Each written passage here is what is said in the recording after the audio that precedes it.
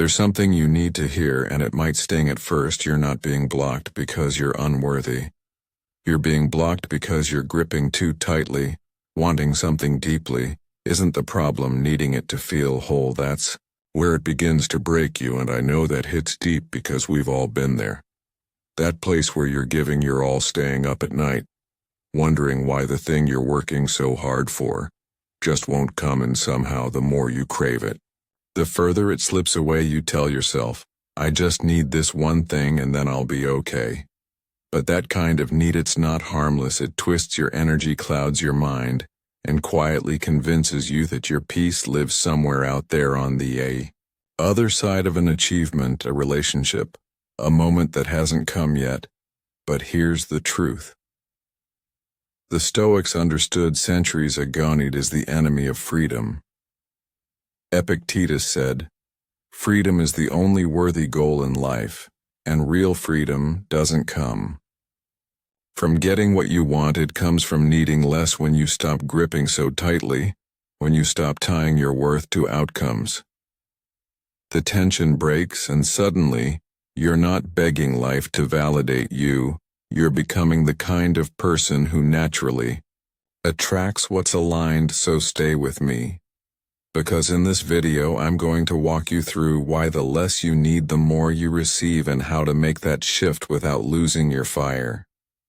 We're not giving up our goals, we're letting go of the anxiety that's been blocking them. And if you find something real here, if this speaks to that quiet part of you that's been trying so hard just to feel enough, do me one simple free favor: hit that subscribe button. It helps more than you know, and it lets me keep sharing messages like this that bring us all back to what really matters. Let's dive in. It doesn't start with desperation. It starts with desire. You want something deeply. A relationship that feels safe. A career that finally rewards your effort. A moment of certainty that whispers, yes, this is it. That kind of wanting isn't wrong. It's human. It's what moves us forward. What gives us a reason to show up, to try to care. Wanting is the seed of every dream, but somewhere along the way the wanting crosses a line. It shifts quietly without warning. What began as inspiration hardens into dependence.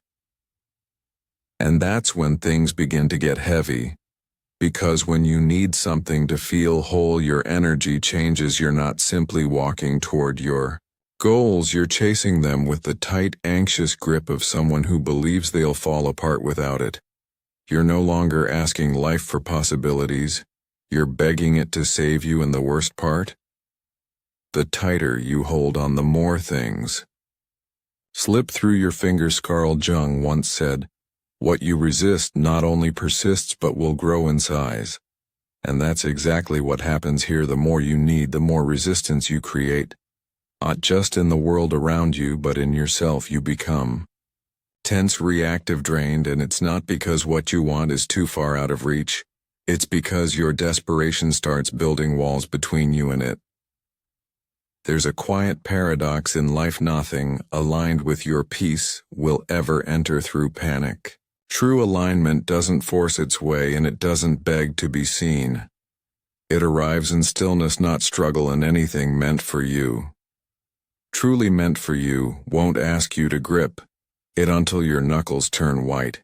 It will stay, not because you chase it, but because you're ready to hold it with calm, open hands. But when you're caught in need, calm is the first thing to go. You start reading too deeply into silence, overanalyzing every delay. You're not listening to your life anymore, you're interrogating it, demanding answers. It's not ready to give, and in that noise you lose the one thing that could guide you back. Clarity. Plato taught that the first and best victory is to conquer self. But how can you conquer yourself when you're being ruled by what you think you lack? That's the danger of need. It blinds you not just to what you already have, but to the power you already are. You could be surrounded by care, by potential, by opportunities waiting for your attention. But if your mind is fixed, On what's missing, you won't feel any of it. It becomes a loop. You need more to feel okay. So you chase more, but the chase only reinforces the idea that you're not okay. As you are, the more you search for peace outside yourself, the more distant it becomes. And eventually, even when the thing arrives, the relationship, the job, the yes you thought would fix it, you can't relax into it. You're too afraid it'll leave, too convinced you didn't really earn it. That's what need does. It makes you feel like even the win isn't safe. So what's the way out? It starts with releasing the grip, not giving up, not detaching in some cold, lifeless way, but letting go of the story that says you're not whole unless something or someone comes along to complete you. Socrates once said, "He who is not contented with what he has would not be contented with what he would like to have." Contentment isn't settling, it's power. It's the kind of stillness that makes room for what's real to enter, because when you stop chasing, you start inviting, you stop gripping, and you start receiving. There's a calm energy that emerges when you no longer need everything to go your way in order to feel okay. That calm doesn't make you passive, it makes you powerful, because you're no longer reacting to life from fear, you're responding from trust, and that's the difference most people never learn.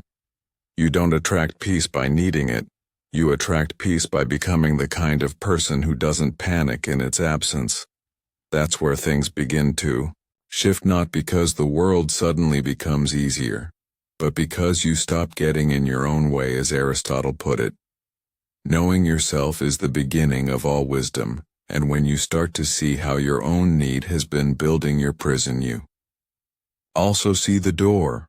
The door is present openness, a willingness to let life flow instead of trying to script every scene. You don't lose your ambition. You just stop making your worth depend on its timeline.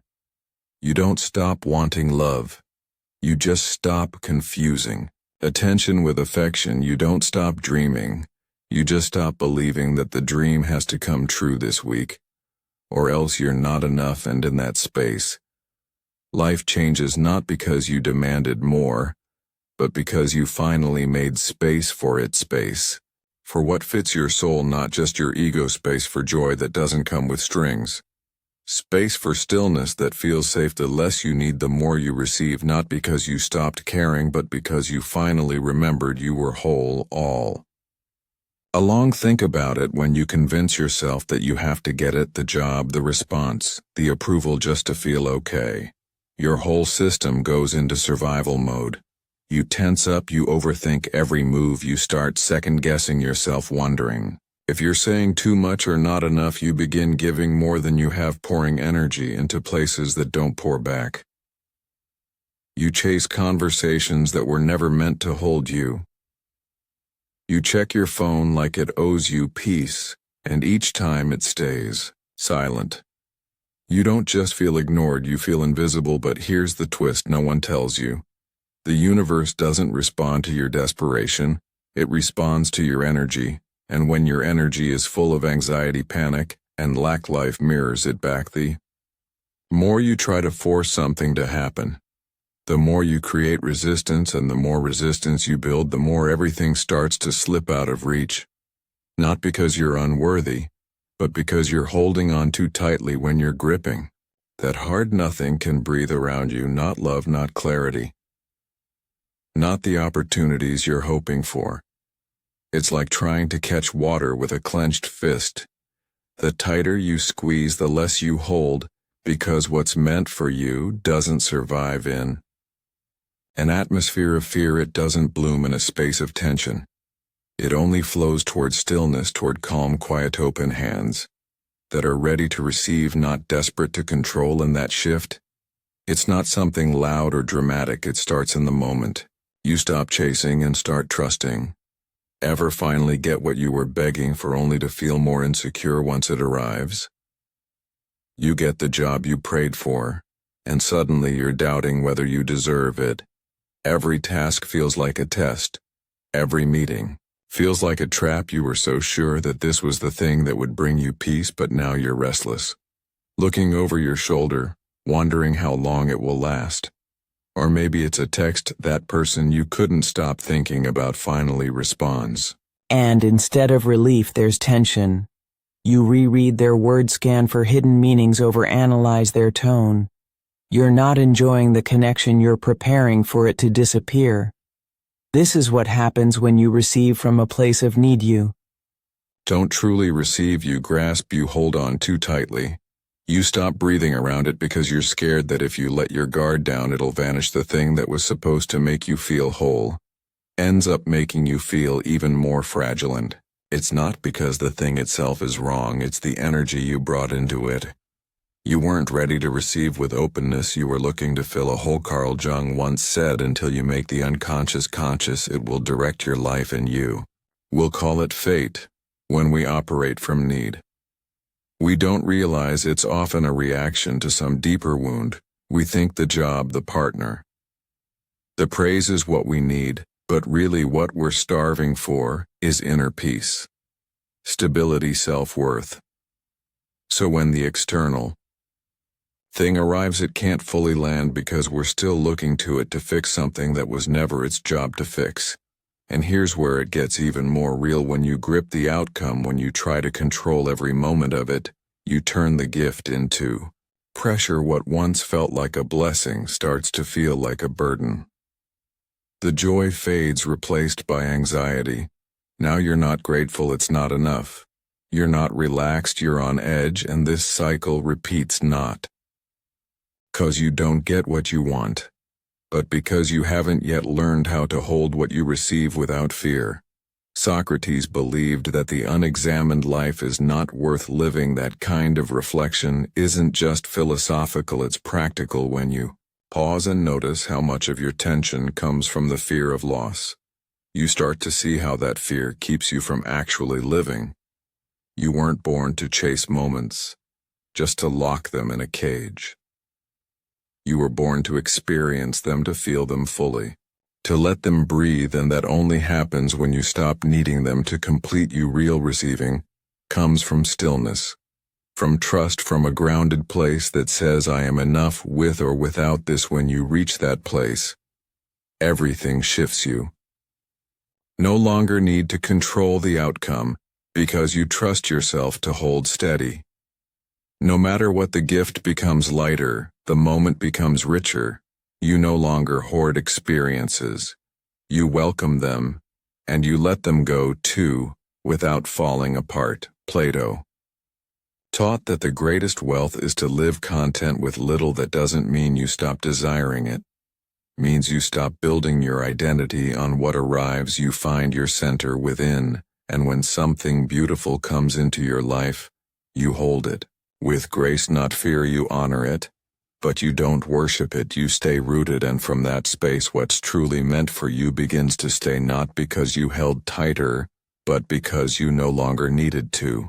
So what do? You stop grasping, you stop chasing, you stop running after every sign, every hint, every sliver of possibility, like it's your only shot at peace. Instead, you open your hands, you breathe.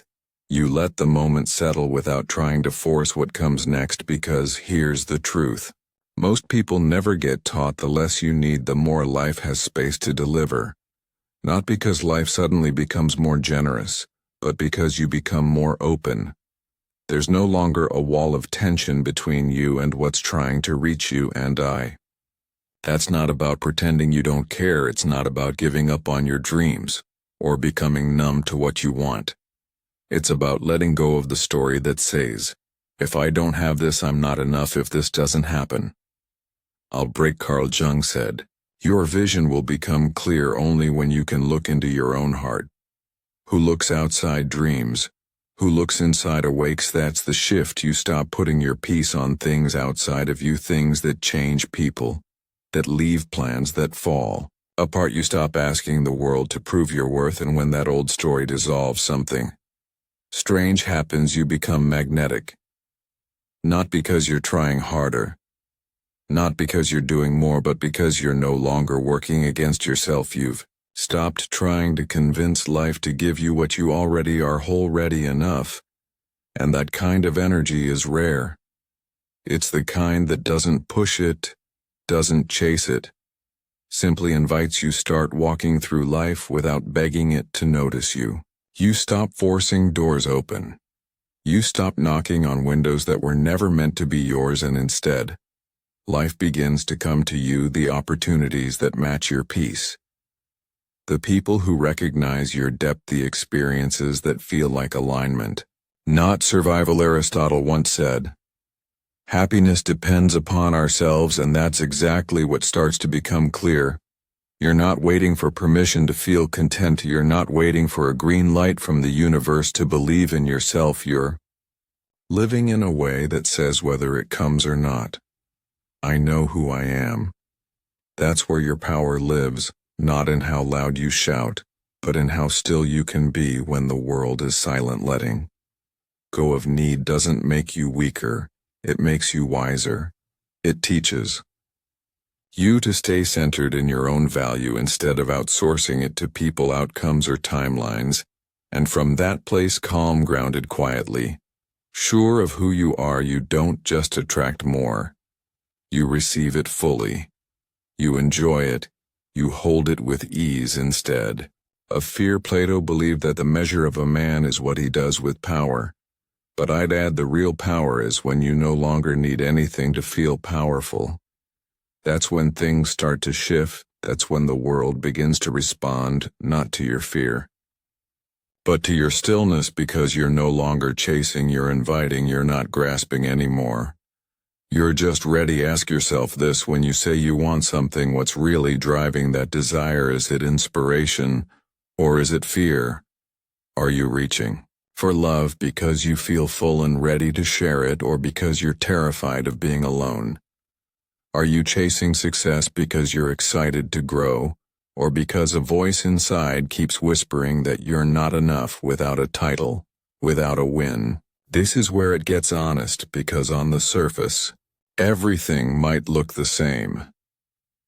The ambition, the effort, the goals, but underneath there's a massive difference. The energy behind your actions changes everything. Carl Jung once said, "Until you make the unconscious conscious, it will direct your life, and you will call it fate. If you never examine what's fueling your pursuit, you'll keep thinking life is just being unfair, when really, it's just reflecting your inner world back at you. The universe doesn't respond to your carefully chosen words, it responds to your state, your posture, your tone, and when the engine behind what you're doing is panic, you'll keep creating experiences that match that panic. You might get the job but feel like you're constantly proving yourself. You might enter the relationship, but always feel like you're one bad day away from being left. Panic doesn't build peace.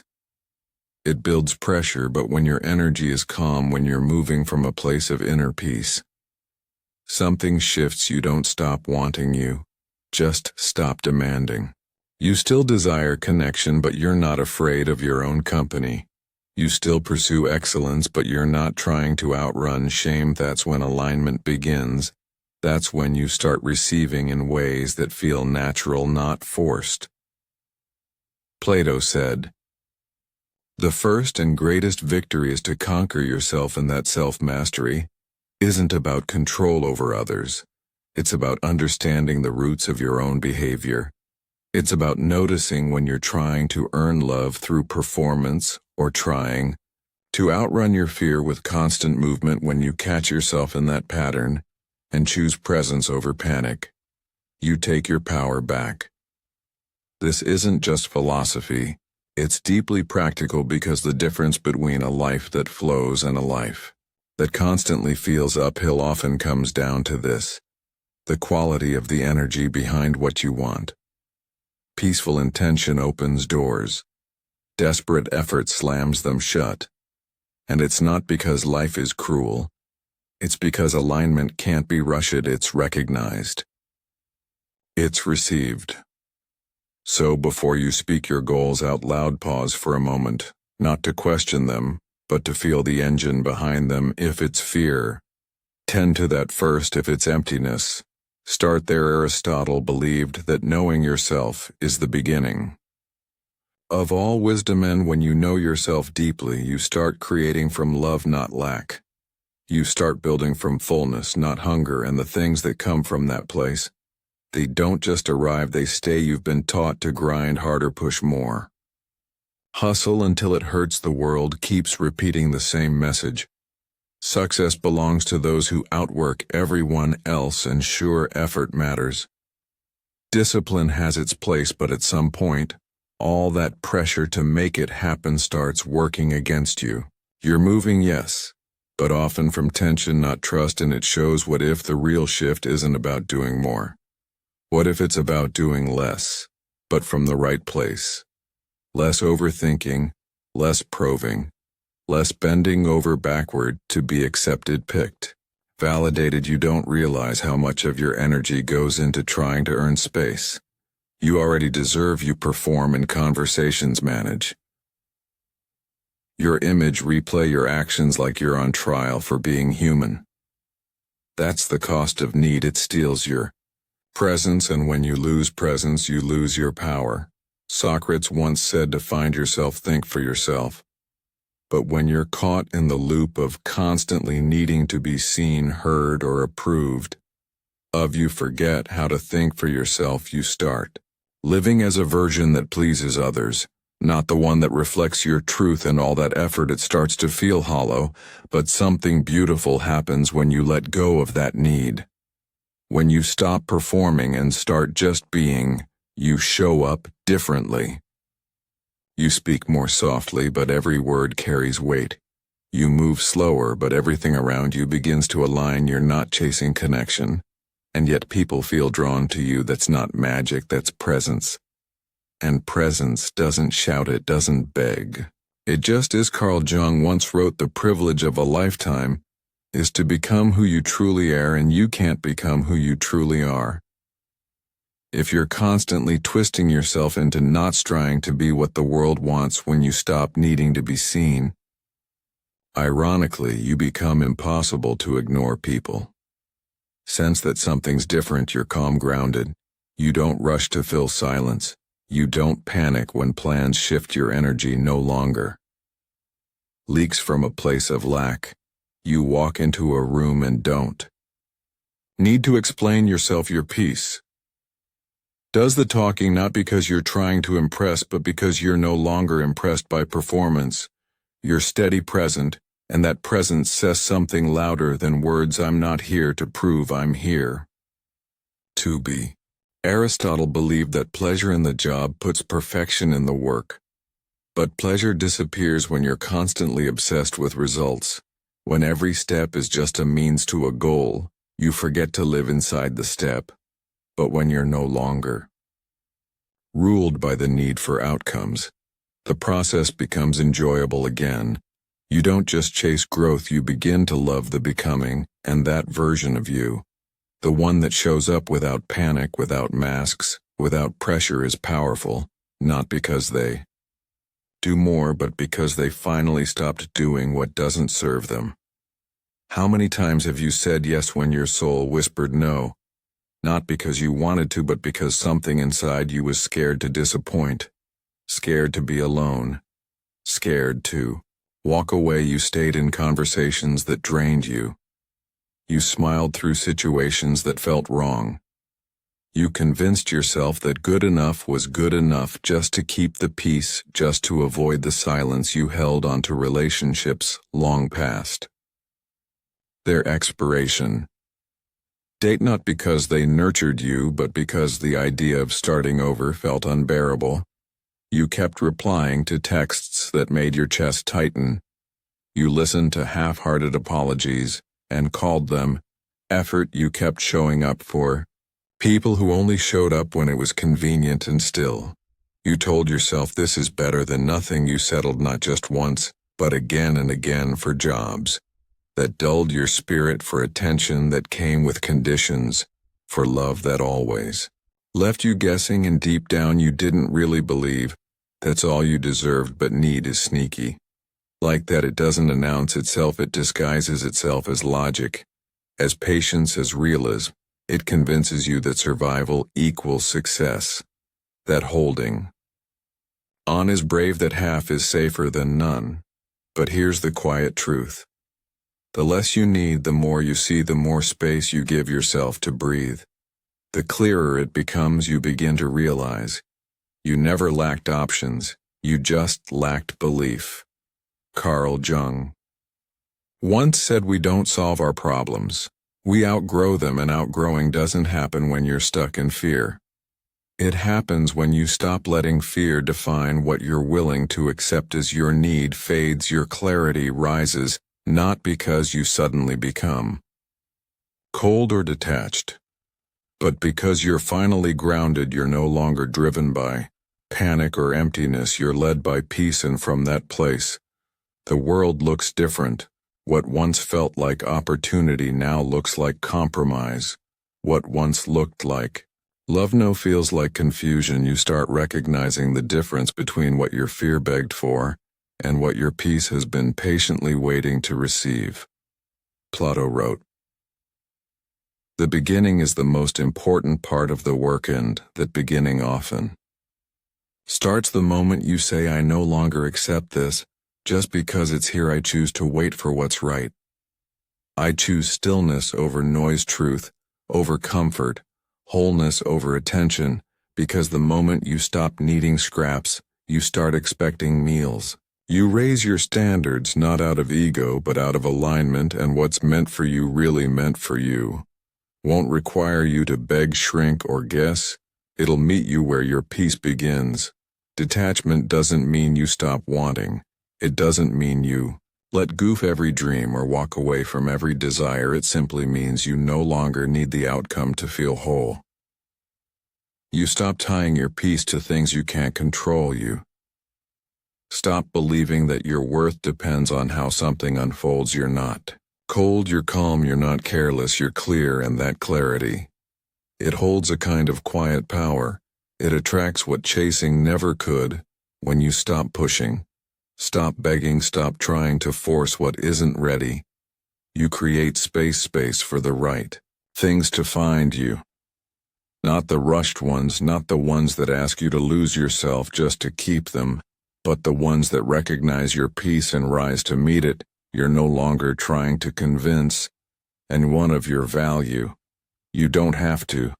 You've stepped out of the proving game completely. You're not obsessed with timelines anymore, or whether someone texted back in 5 minutes or 5 hours.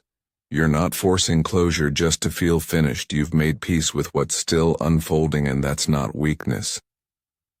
That's strength, Carl Jung said. Even a happy life cannot be without a measure of darkness, and the word happy would lose its meaning if it were not balanced by sadness. And the same way, real peace isn't about perfection.